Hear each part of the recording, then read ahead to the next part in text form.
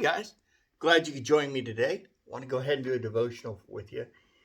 And since this one's for Wednesday, let's make it about wisdom, God's wisdom.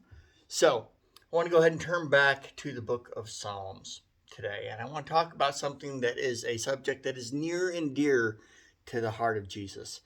So let's take a look at it. Here we go. It's Psalm 133. How wonderful and pleasant it is when brothers live together in harmony. For harmony is as precious as the anointing oil that was poured over Aaron's head, that ran down his beard and onto the border of his robe.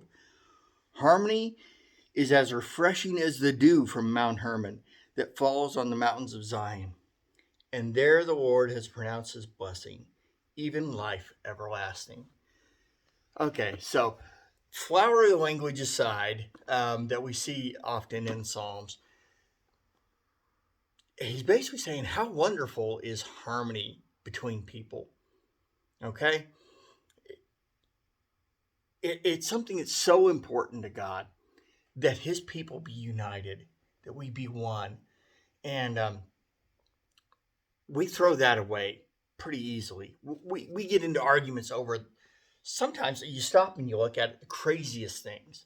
One thing I've learned in 20 years of being married is that a lot of the arguments that me and my wife have been over stupid little things that just don't matter.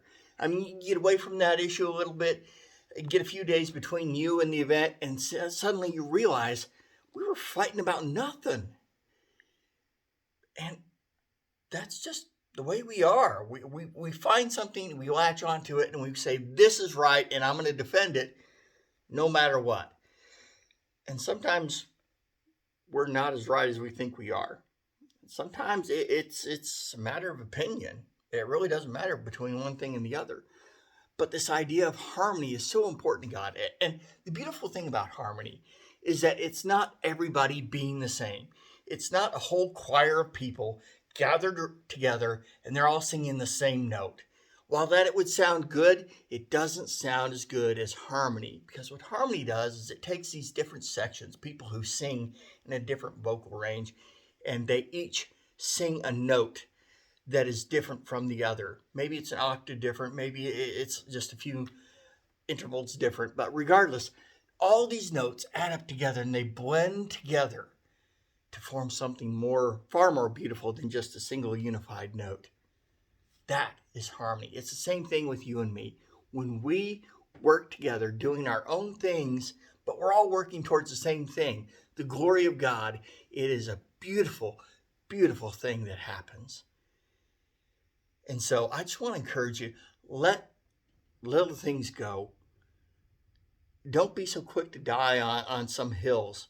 You really just need to stop and evaluate, okay, hey, is this something that's important to me? Because harmony is so very important to Jesus that when he was about to go die on the cross, his last moments as a free person, so to speak, before the crowd came and captured him, he prayed to the Father. And here's part of that prayer. And it's in the book of John. It's chapter 7. I'm going to look at verse 11 here. Now, I am departing from the world. He's talking about his disciples, which includes you and me, by the way. So, they are staying in this world, but I am coming to you. Holy Father, you have given me your name. Now, protect them by the power of your name, so that they will be united just as we are. In his last moments as a free person,